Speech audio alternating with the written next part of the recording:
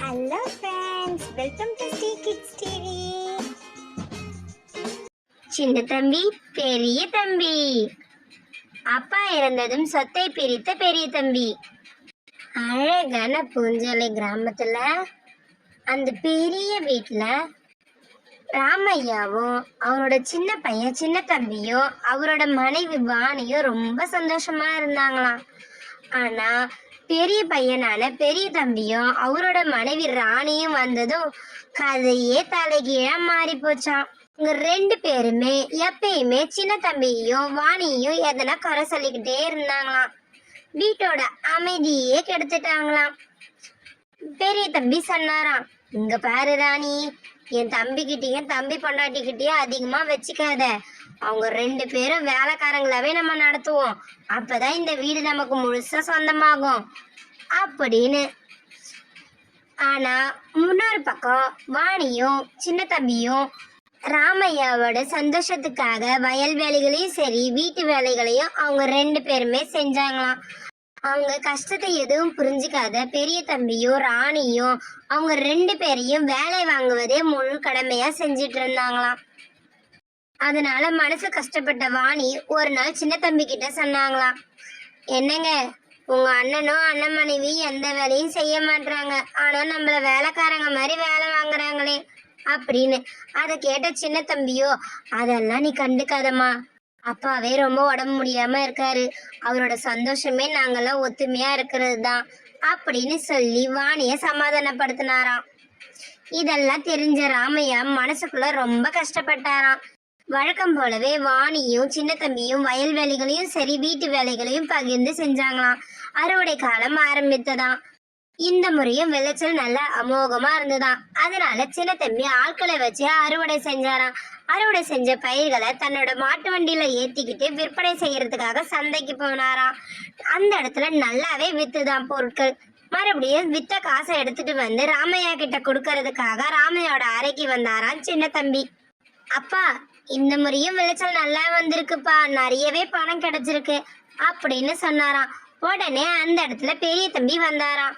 என்னப்பா நடக்குது அப்படின்னு கேட்டாராம். இதுக்கு சின்ன தம்பியா, அண்ணா, அறுவடை செஞ்சு வந்த காசை அப்பா கிட்ட கொடுக்க வந்தேன் அப்படின்னு சொன்னாராம். அதை கேட்ட பெரிய தம்பியா, அப்பாவும் உடம்பு முடியாம இருக்காரு, இனிமேல் கணக்கு வழக்கெல்லாம் நானே பாத்துக்கிறேன், என்கிட்ட கொடு அப்படின்னு சொல்லிட்டு காசை வாங்கிட்டு அங்கிருந்து போயிட்டாராம்.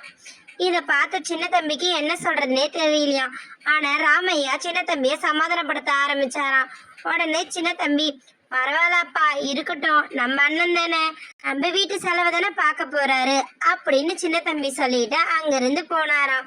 போன வழியில வாணிய பார்த்து நடந்ததெல்லாம் சொன்னாராம். வாணியோ, என்னங்க இது அநியாயமா இருக்கு, நீங்க கஷ்டப்பட்டு வயல்ல வேலை செஞ்சீங்க, அவர் எடுத்துட்டு போறாரே அப்படின்னு. அதை கேட்ட, பரவாயில்ல வாணி, நம்ம அண்ணன் தானே, வீட்டு செலவைதான் பாப்பாரு அப்படின்னு சொன்னாராம். ஆனா அதுக்கு வாணிக்கு மனம் இல்லையா.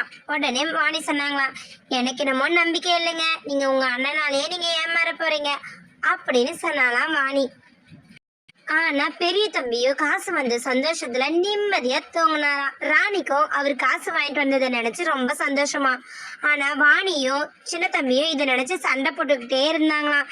எனக்கு அவர் மேல நம்பிக்கை இல்ல, விடு வாணி, என்ன இருந்தாலும் நம்ம குடும்பம் தானே, ஒரே குடும்பம் தானே, பாத்துக்கலாம் அப்படி இப்படின்னு பேசிட்டு இருந்தாங்களாம். இதெல்லாம் பார்த்த ராமையாவுக்கு, என்னடா இது, பேசாம சொத்து பிரிச்சு கொடுத்துடலாம் அப்படின்னு சொல்லி அவங்க குடும்பத்தினர எல்லாரையும் பழைய வீட்டுக்கிட்ட வர சொன்னாராம். பெரிய தம்பியும் அவரோட மனைவி ராணியும் சின்ன தம்பியும் அவரோட பொண்டாட்டி வாணியும் வந்திருந்தாங்களாம். எல்லாரையும் உள்ள கூட்டு போன ராமையா ஒருத்தங்களா கூட்டு சொத்து பிரிக்கிறத பத்தி பேசலான்னு நினைச்சாராம். முதல்ல பெரிய தம்பியும் அவரோட மனைவி ராணியும் கூப்பிட்டாராம்.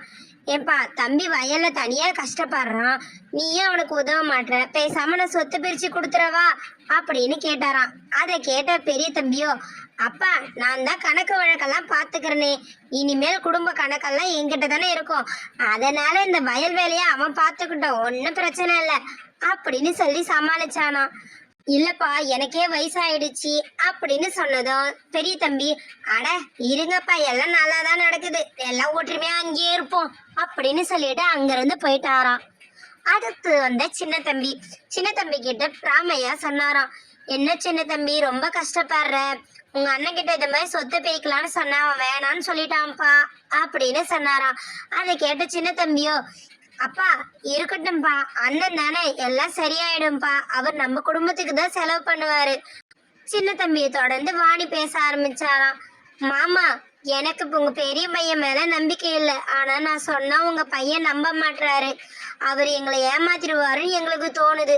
ராமையாவும் இதையே நினைச்சுக்கிட்டு வீட்டுக்கு போயிட்டாங்களாம் எல்லாரும். சின்ன தம்பி வயல் வேலையை முடிச்சிட்டு வீட்டுக்கு வந்து பார்த்தா ராமையா இறந்துட்டாராம். வீடே ரொம்ப கதி கலங்கி போயிடுச்சான். அப்புறம் பொறுமையா வீட்டுல இருக்க எல்லாரும் ராமையாவுக்கு இறுதி கடமையா முடிச்சாங்களாம். அதுக்கப்புறம் உள்ள வந்த பெரிய தம்பி பேச ஆரம்பிச்சாராம். இப்பவே கையோட கையா சொத்தை பிரிச்சிருவோம், இல்லைன்னா என் தம்பியே இந்த பெரிய வீட்டை சொந்தமாக்கிப்பான் அப்படின்னு சொன்ன பெரிய தம்பி தன் மனைவி கூட சேர்ந்துக்கிட்டு சின்ன சதி திட்டம் போட்டாராம். அதே சமயம் இன்னொரு பக்கம் வாணியும் சின்ன தம்பியும் ராமையாவை நினைச்சு ரொம்ப வருத்தப்பட்டாங்களாம். அதுக்கப்புறம் வயல்ல நெல் விதைச்சதை பாக்குறதுக்காக சின்ன தம்பி போயிருந்தாராம். அதே போல வாணியும் வீட்டுல இருக்க எல்லா வேலைகளையும் எடுத்து கட்டி செஞ்சிட்டு இருந்தாங்களாம். அந்த சமயம் பெரிய தம்பியும் அவரோட மனைவியான ராணியும் 2 பேரையும் கூப்பிட்டாங்களாம். கூப்பிட்டு இந்த மாதிரி சொன்னாங்களாம். தம்பி, அப்பா இருக்கும் போதே நம்ம சொத்தை பிரிச்சிருக்கணும், ஆனா இப்பயும் ஒன்னும் கெட்டு போல, நம்ம 2 பேரும் நியாயமா சொத்தை பிரிச்சுக்கலாம் அப்படின்னு சொன்னாராம் பெரிய தம்பி. அதை கேட்டுட்டு இருந்த சின்ன தம்பியும் சரின்னு அமைதியா இருந்தாராம். அப்புறம் பெரிய தம்பி சொன்னாராம், தம்பி, நானும் பெரியவன், அதனால பெரிய வீடு எனக்கு, நீ சின்னவன், அதனால உனக்கு சின்ன வீடு அப்படின்னு சொன்னதும் வாணியும் சின்ன தம்பியும் அதிர்ச்சி ஆயிட்டாங்களாம். அதோட நிறுத்தாம தொடர்ந்து பேசினாராம் பெரிய தம்பி. தம்பி, வீட்டுல பெரிய வீடு எனக்கு வந்ததுனால நிலத்துல பெரிய நிலத்தை நீ வச்சுக்கோ, அந்த தரிசு நிலம் தான் அளவுல அதிகம், அதனால அதை நீ வச்சுக்கோ, கொஞ்சமா கொடுக்குற இந்த விவசாய நிலத்தை நான் வச்சுக்கிறேன் அப்படின்னு சொன்னாராம். கேட்ட சின்ன தம்பியா, அண்ணா தரிசு நிலத்தை வச்சு நான் என்ன பண்றது அப்படின்னு கேட்டாராம். அதை கேட்ட பெரிய தம்பியோ, தரிசு நிலம் வாங்கும் போது நீயும் தானப்பா இருந்த, அப்போ நான் கரெக்டா தான் பிரிச்சிருக்கிறேன் அப்படின்னு சொன்னாராம். பெரிய தம்பி தன்னை ஏமாத்துவது தெரிஞ்சும் சின்ன தம்பியால ஒன்னும் பண்ண முடியலையாம். சரின்னு சொல்லிட்டு சின்ன தம்பியும் அவரோட மனைவி வாணியும் கூரை வீட்டுக்கே போனாங்களாம். அப்போ வாணி சொன்னாலாம், பாத்தீங்களா, நான் அப்பவே சொன்னேன் உங்க அண்ணன் ஏமாத்துவாரு, நீங்க தான் என்ன நம்பல, இப்ப நம்ம என்ன பண்றது, அந்த தரிசு நிலத்தை வேற நம்ம வச்சிருக்கோம், இந்த தரிசு நிலத்துல நம்மளால என்ன பயிரிட முடியும்னே தெரியலையே அப்படின்னு புலம்பிட்டு இருந்தாங்களாம். அதே சமயம் பெரிய வீட்டுல இருந்த பெரிய தம்பியும் அவரோட மனைவி ராணியும் சின்ன தம்பியும் வாணியும் அந்த வீட்டுல இருந்து துரத்த நினைச்சு ரொம்ப சந்தோஷப்பட்டாங்களாம். அப்பா, ஒரு வழியா அவங்கள நம்ம துரத்தியாச்சு, இனிமேல் நிம்மதியா இருக்கலாம் அப்படின்னு சொல்லி பெரிய தம்பி படுத்து தூங்கினாராம். Thanks for watching our channel. Like, share and subscribe us.